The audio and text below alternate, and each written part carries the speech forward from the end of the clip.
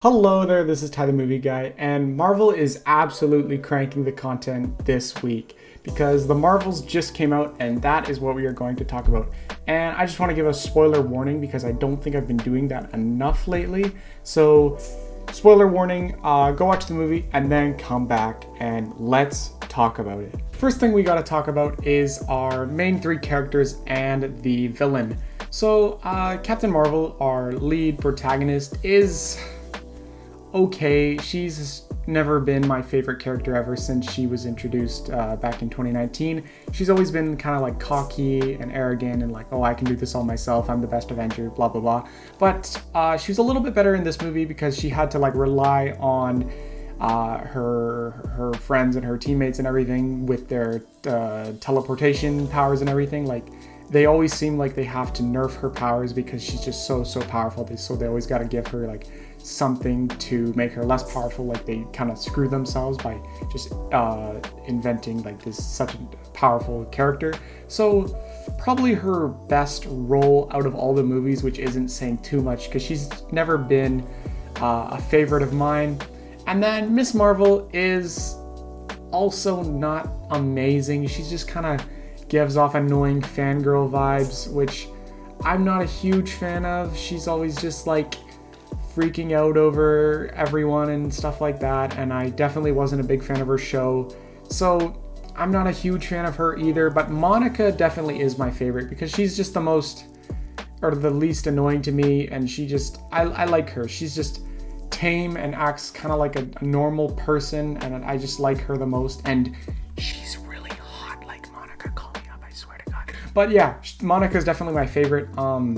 I just like her, and I like all the drama with her and Captain Marvel, how they haven't seen each other for such a long time, and then as the movie progresses, you realize why they haven't seen each other, and it's one of the best parts of the movie, just that drama, and then the flashback of like what happened between them and stuff like that. I really enjoyed that aspect, but overall, the main three, they're fine. It's one of like the kind of the downfalls of this movie is I was just never too interested in the cast, so therefore I'm not going to be that interested in the entire movie. And then, speaking of not interested in the cast, the villain of this movie might be the worst MCU villain of all time. They basically took Ronan from Guardians, which Guardians is a great movie, but definitely one of the worst aspects of that movie is the villain. That is a pretty bad villain.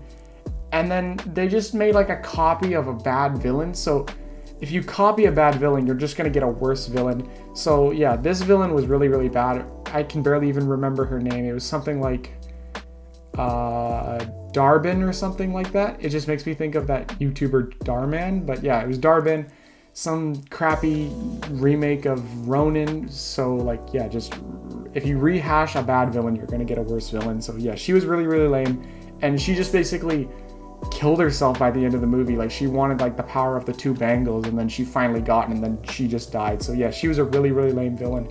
And in superhero movies, villains are a very important aspect of the movie, of course. So if you have a lame villain, you're not off to a great start. And the whole cast wasn't very interesting to me. So in the character department, really lacking. The general plot of this film is basically just this lame ass villain trying to suck resources for her planet, which it's okay. It's a fine plot, I guess. It's fine. Like, it doesn't really tie into anything in the future. It's very self-contained, and the whole plot felt very rushed. Like, they just went from this planet to this planet to this planet, and then the movie was done. It felt like really fast to me, and there was no time to breathe. Like, or just not enough time. There were a few scenes, but I wanted more just breaks between the action and kind of just more dialogue, and like you just slow it down a bit, like extend the movie a bit. But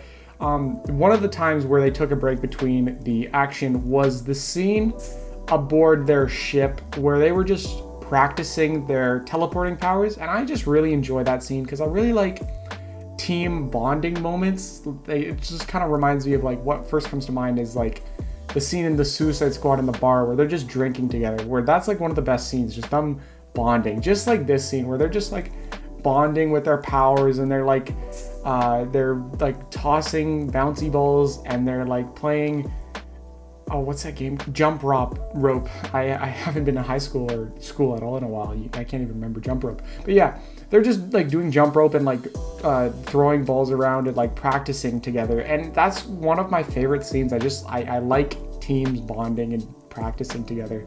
So it's weird, but yeah, that was one of my favorite parts. Then of course, with the post-credit scene, I already did a spoiler warning, but I'm going to do another one because, you know, this is extra spoilery. I already got this spoiled, so that really sucked. But spoiler warning for the second time, X-Men. That's right, X-Men are in the MCU finally. We got to see Beast, which was pretty cool.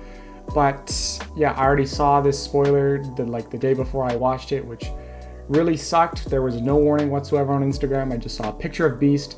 So thanks, guys. But yeah, so I really wish I got to see Beast like going in blind, but it was pretty cool. Also, it was kind of, I wasn't expecting our first true X-Men to be in a movie like this, but okay, like it was pretty cool. And I think the idea of introducing the X-Men through the multiverse makes sense because they're the type of team where you can't do an origin story like this late in the game because like they would have been mentioned by now, or like, no, if you were to do an origin story for X-Men, they would have to be like kids because, you know, they get their powers like kids. So it'd have to be like, you know, back in time. But if it were to happen back in time, we would have heard about X-Men by now. So it's good to do it with the multiverse because you can't kind of just throw them in this late in the game. Like they would have been teased and mentioned already by now. Like, if that makes sense. Like it makes more sense to do it with multiverse because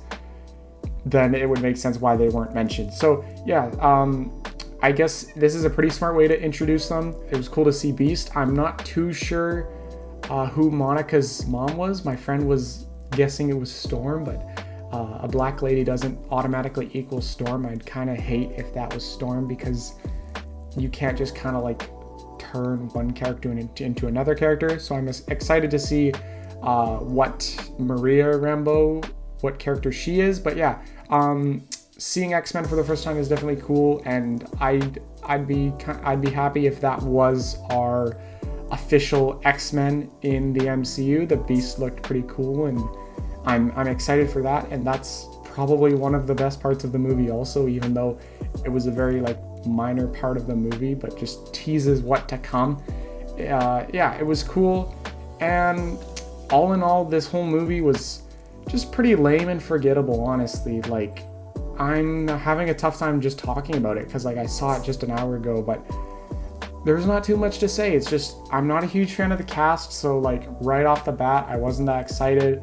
And then the plot didn't really go anywhere. It was just this self-contained plot that didn't lead to anything, and it was like resolved super easily. The whole film felt super easy. Like the only real conflict was like the teleporting thing, and then they kind of figured that out, and then it wasn't even a problem anymore. So yeah, just the whole movie was pretty lame, and I'd give it like a 6 out of 10, but that's just kind of what to expect from Marvel these days. That's just kind of like the average nowadays, which is kind of sad to see. But the next Marvel movie is Deadpool 3, so I'm really excited for that, and I have high hopes for that. So I'll see you then when we talk about Deadpool.